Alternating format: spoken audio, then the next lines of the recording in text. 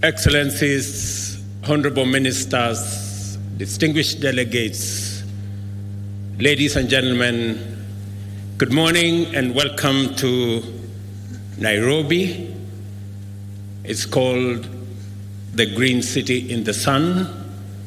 Welcome to Kenya and welcome to the Africa Climate Summit.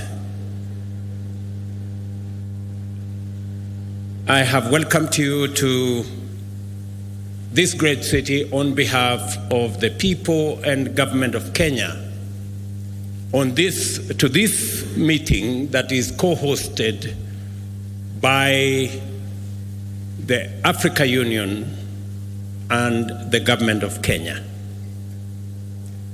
Let me give you a bit of information that will make it easy to find your way around. Nairobi is a very interesting city. On one side, there's a full canopy forest, and on the other side, we have a wildlife national park.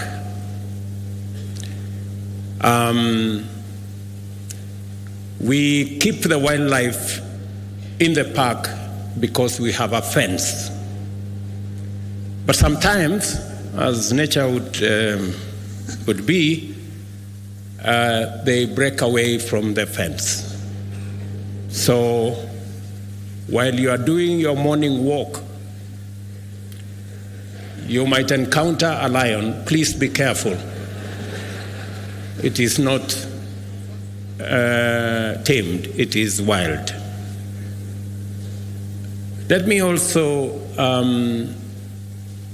inform you that Nairobi is the home of the United Nations Environmental Programme, the only UN agency headquarters in the global south. So, discussing matters environment, you are in the correct city. And if you need any referencing, the UNEP is right here. Let me also volunteer some additional information that Kenya, a few kilometers from where you are seated, scientists, including myself as a scientist, discovered and located the earliest remains of man on Earth. In other words, this is where humanity began. Before you guys went all over the place in Europe and America and Asia and the rest of our continent, this is where we all began. And therefore, allow me to welcome you home.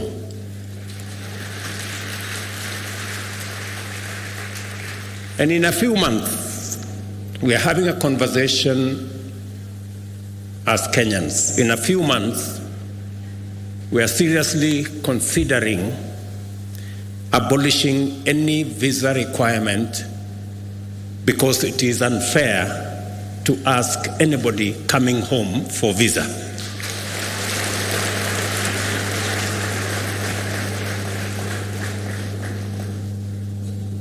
I welcome all the delegates who responded positively to Africa's call to gather at this inaugural Africa Summit in order for us to imagine, design, and then build a future of prosperity for Africa and the world. You have just stepped into, You have not just stepped into a conference hall.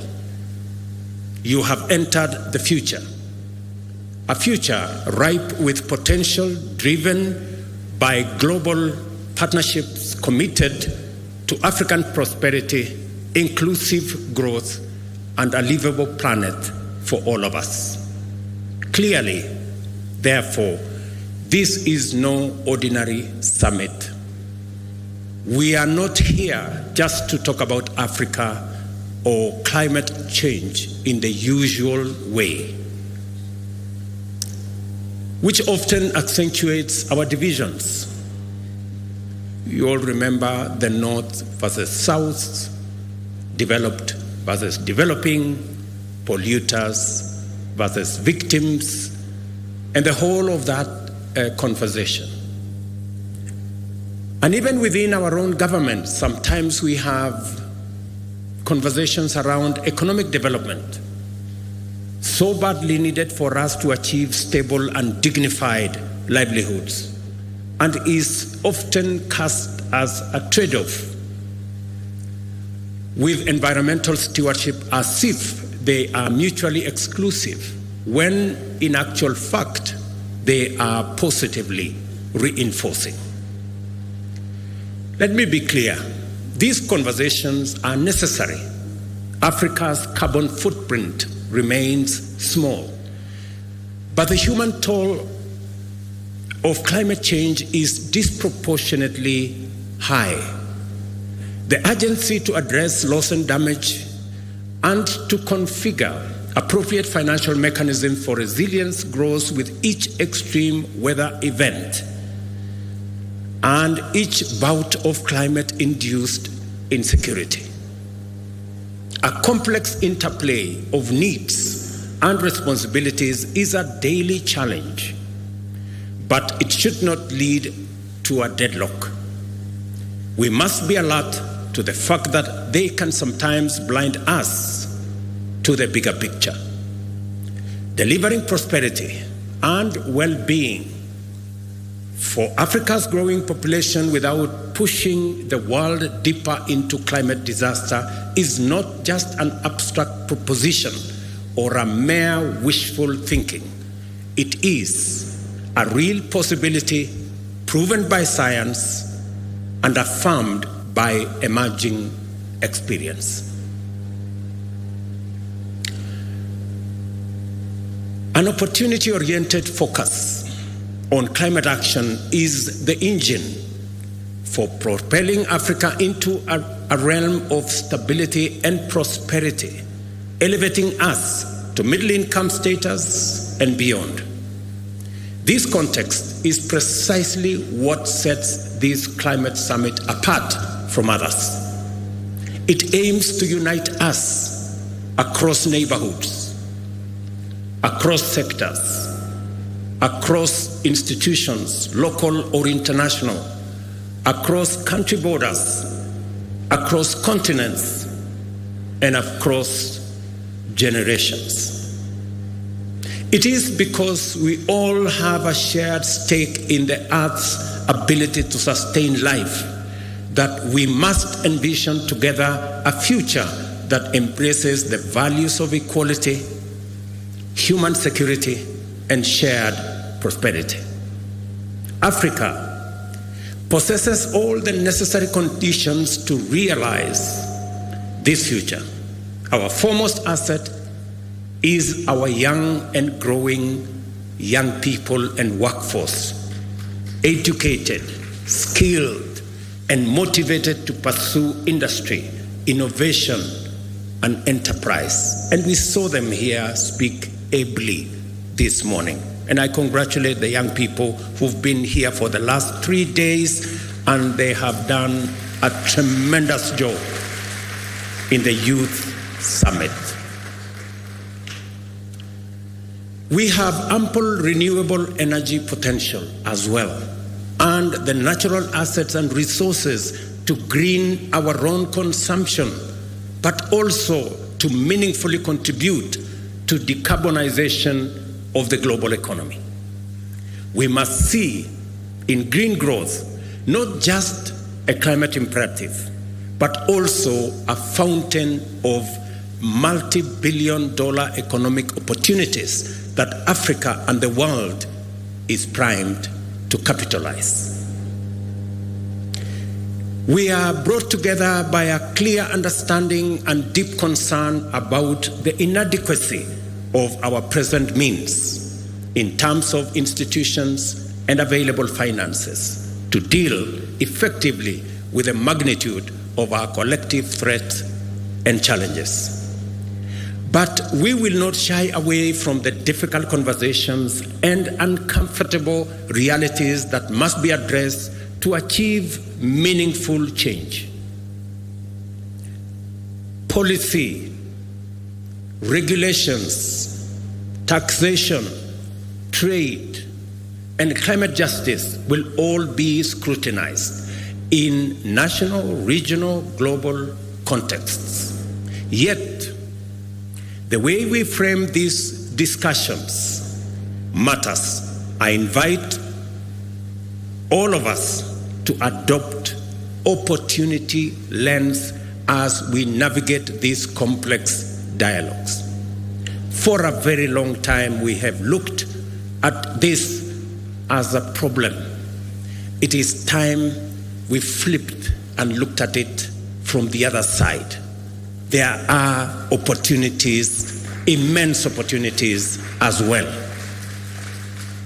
And that is why we are not here to catalog grievances and list problems. We are here to scrutinize ideas, assess perspectives, so that we can unlock solutions. The very format of this summit has been designed to facilitate such engagement. Over the next 3 days, be ready to be challenged in this dynamic ecosystem of dialogue and discovery. African and global leaders, innovation trailblazers, experts, investors, and captains of industry are here to explore the opportunities, tackle the barriers, and scale up solutions. While I cannot encapsulate the breadth and depth of all our program within my opening remarks, allow me to outline the overarching theme, which is the unparalleled opportunity that climate action represents for Africa. As you're aware, the climate conversation began 31 years ago in 1992 in Rio de Janeiro. But this is the first African summit 31 years later. When my colleagues agreed, in the Africa Union that is, agreed to my offer to host this climate summit, it was clear to me that this inaugural summit is going to be the stepping stone to the ultimate resolution of this challenge. The reason why possibly we haven't made much progress is because Africa had not consolidated and assembled its ideas and brought them to the table. I am confident that now going forward, we have all what it takes to create a win-win outcome out of this very intense conversation about climate change. This occasion summons us to contemplate the full range of possibilities that can be unleashed by directing investment and appropriate technology to actualize our continent's abundant resource endowments. Let us look, for example, at food production and the protection and expansion of our invaluable natural carbon sinks, which stand at the intersection of our environment and ecology on one end, and economic opportunities on the other end. Since 1961, Africa has witnessed a 1/3 reduction in agricultural productivity due to climate change, a stark reminder of the urgent need for adaptation. Yet, much of the world is just waking up to the merits of restorative agriculture, a practice that already resonates with African farming practices. By building on the wealth of indigenous knowledge, we can scale enhance, and even monetize our agricultural systems. This enables us to unlock the huge potential in our agricultural land assets, representing 2/3 of the world's uncultivated, underutilized arable land, to feed our growing populations, and to do so in harmony with our invaluable natural carbon sinks. Additionally, the restoration and expansion of Africa's natural carbon sinks are not just an environmental imperative. In fact, they are an unparalleled economic gold mine. They have the potential to absorb millions of tons of CO2 annually, which should translate into billions of dollars if we were living in a fair world, improve livelihoods, and millions of opportunities across this continent. And I was having a conversation yesterday about a banker of one of the big multinational banks. And he was telling me about Africa's GDP. And GDP is about assets. It's about what you have. We have the carbon sinks that serves the world, cleans our environment, acts as sequestration of carbon that is produced by others. But we get nothing for it. It's not anywhere in our balance sheet. Everybody's assets are in their balance sheet. Some of ours are not in that balance sheet. The day we put our whole assets in our balance sheet, you will know that we are a very wealthy continent.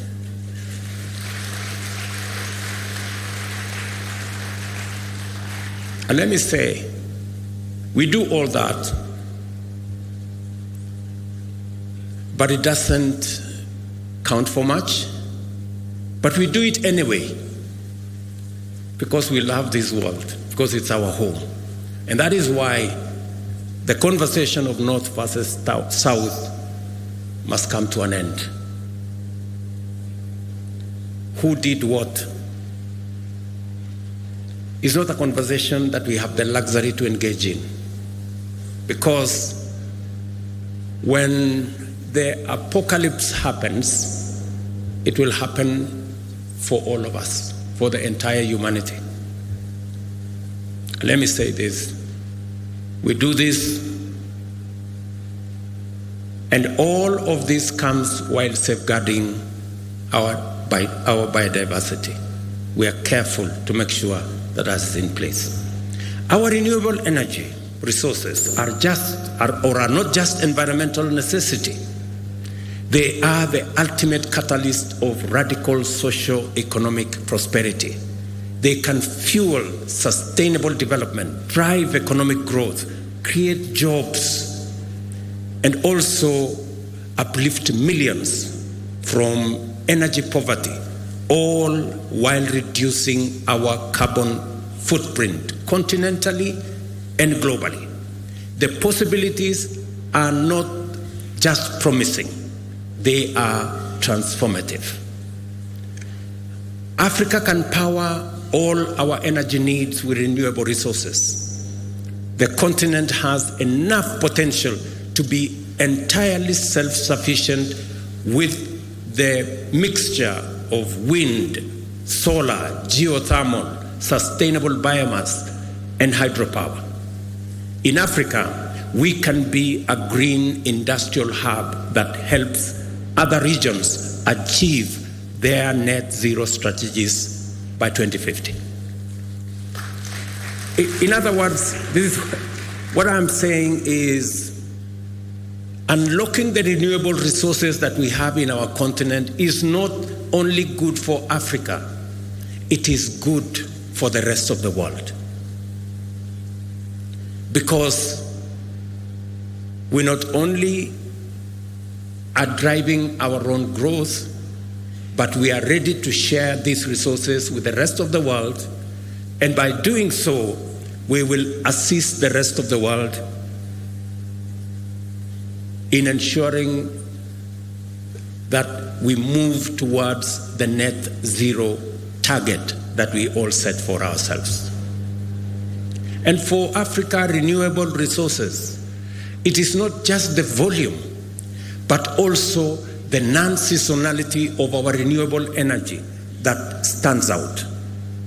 The nearly year-round sunshine makes Africa's solar potential particularly unique, perfectly suited to industrial energy demands, something that is challenging in other areas, especially in temperate climates. Kenya, for example, serves as a good example of what is possible.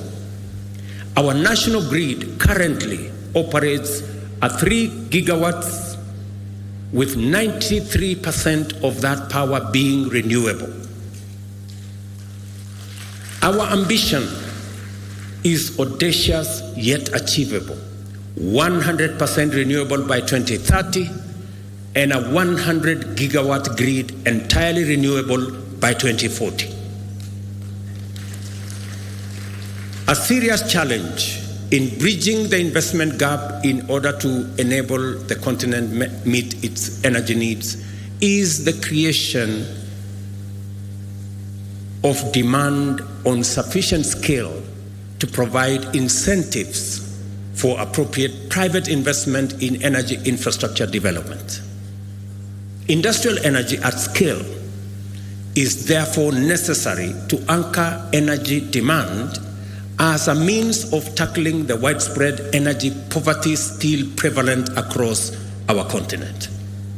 The numbers are stark. Nearly 600 million Africans lack access to electricity. Another 150 million grapple with unreliable power. And almost 1 billion have no access to clean cooking energy. But the abundance of our renewable resources, the possibilities offered by new technologies, and opportunities created by new climate financing offers enormous possibilities for us. We have the capability to provide reliable and cost-effective energy access to all Africans by 2030. The green transformation of both production and consumption is not optional. It is an imperative. The global demand for such solution is already gaining momentum. Our strategic proximity to substantial reserves of metal and minerals necessary for the global energy transition makes Africa an attractive candidate to become a global hub in green industrial supply chain, from refining metals and minerals to constructing and assembling electric motor vehicles, batteries, and other components. Let me invite you to this unprecedented geo-economic opportunity for Africa. We are already key players in the extraction of these minerals, but much of the higher value addition, smelting, refining, assembly, and even the production of electric motor vehicles happens elsewhere. Let's put some numbers to add perspective to what I'm saying. By 2025, the mining of battery critical minerals, nickel, lithium, cobalt, is estimated to generate some $11 billion in value. If we take the next step and engage in value-added activities like refining these minerals into industrial-grade metals, that value could quadruple to $50 billion. And if we consider the end-to-end value chain for electric vehicles, including the battery pack and all other components, the market value skyrockets to an astonishing $7 trillion. That is a trajectory. What today we are selling for $11 billion could be $7 trillion if we engage in the right trajectory. And that is what we are saying. And that is what Madam Josefa was saying. What these figures clearly demonstrate is that Africa can no longer afford a minimalist, short-termist, raw material-based approach. The time has come for us to break out of the shackles of low ambition. We must now begin to aim higher and strive for more and better outcomes. As we work towards capturing more economic value from these opportunities, we are not just building a resilient and prosperous continent. We are also contributing to a more balanced and stable global economy. It is the only way, ladies and gentlemen, we are going to stop the migration using rickety boats from one continent to another. It is the way that we are going to stop the negativities. We need to balance our development, and we have the assets to do it, and we have the ambition to do it, and we want to do it together. Trillions of dollars globally are looking for green investment opportunities as the pressure to tackle climate change and crisis heightens. Africa holds the key to accelerating decarbonization of the global economy. It is a statement of fact. Africa holds the key to decarbonizing the global economy, whether it is industrialization, whether it's manufacturing. We are not just a continent rich in resources. We are a powerhouse of untapped potential, eager to engage and fairly compete in the global marketplace. Consider this. Every year, Africa needs to generate approximately 30 million jobs, new jobs for that matter, to accommodate its rapidly expanding workforce. These are not just numbers. They are not just statistics. These are 30 million opportunities to build our future, 30 million dreams that can be fulfilled through climate-proof avenues of growth, and 30 million steps towards shared prosperity. The examples I have shared with you are not mere statistics. They are pragmatic routes for Africa to not only participate in the global economy, but to excel and to grow.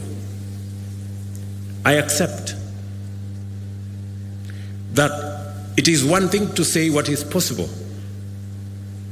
and entirely another to make it happen. For example, infrastructure is expensive. It needs finance and finely tuned policies to attract investors. It needs technical know-how and agile institutions.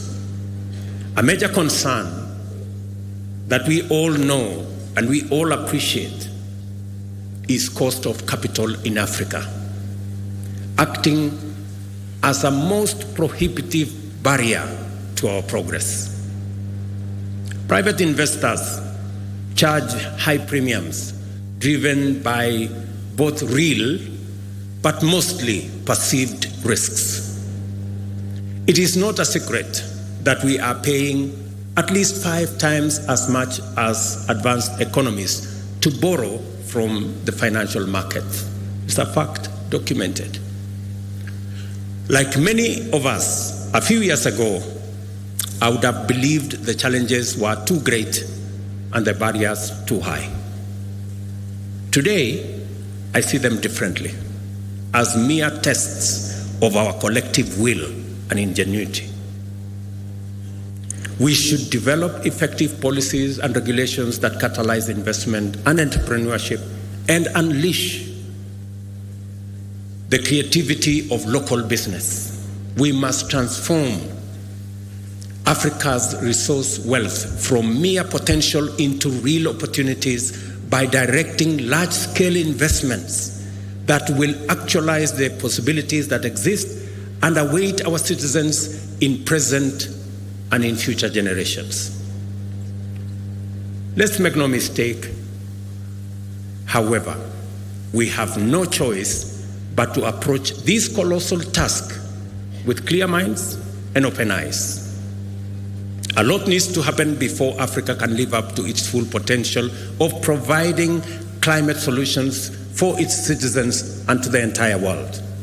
Over the next few days, I have no doubt that African leaders seated here and our friends from elsewhere will be open, honest, and direct about what we can commit and bring to the table and the type of the collaborations we need from our global partners.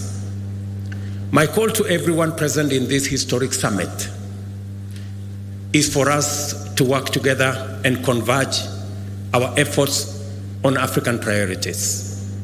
I urge everyone to make a contribution to our generation's unprecedented and highly consequential endeavor to catalyze climate action in a spirit of candor, collaboration, and courage. Let us imagine a pathway for different financial structures that can deliver on Africa's goals. Let us commit to invest in viable solutions presented by renewable energy, green industrialization, climate-smart agriculture, and nature conservation. I am confident that we are all inspired by the possibilities before us and galvanized by the demands of this critical time to engage productively, collaborate successfully, and conclude the Africa Summit with a Nairobi Declaration on green growth and climate finance agenda that will commit us to pursue a climate-positive path to propel Africa's economy and promote job creation in a manner that limits our emissions and aids global decarbonization efforts. Excellencies, ladies and gentlemen, friends, this summit is a moment to imagine a bold and radically affirmative African future. We are here to envision a continent that links markets and connects resources with demand, unlocking massive economies of scale, a continent that offers an economic backbone for a decarbonized world, a continent that thrives and shapes climate-proof future for all. So, as we immerse ourselves into the array of complex issues during the summit, let us fix our gaze firmly upon the horizon of possibilities. The future is not just something to hope for, neither is it something to merely wish or wait for. The future is for us to conceptualize and actualize, starting now. That is what we have come to do at the Africa Climate Summit. Welcome to the future, and I thank you.